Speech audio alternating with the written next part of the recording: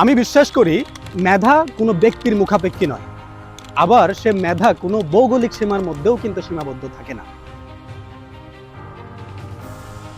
খুব ছোটবেলা থেকে অনেক মেধাকে খুব কাছ থেকে ঝরে যেতে দেখেছি, শুধুমাত্র সঠিক গাইডলাইন এবং উপযুক্ত পরিবেশ, সঠিক দিক নির্দেশনার অভাবে। আমি রাকিবুল ইসলাম, ঢাকা বিশ্ববিদ্যালয়ে পড়াশোনা করছি। আমার জন্ম এবং বেড়ে ওঠা পার্বত্য চট্টগ্রামে।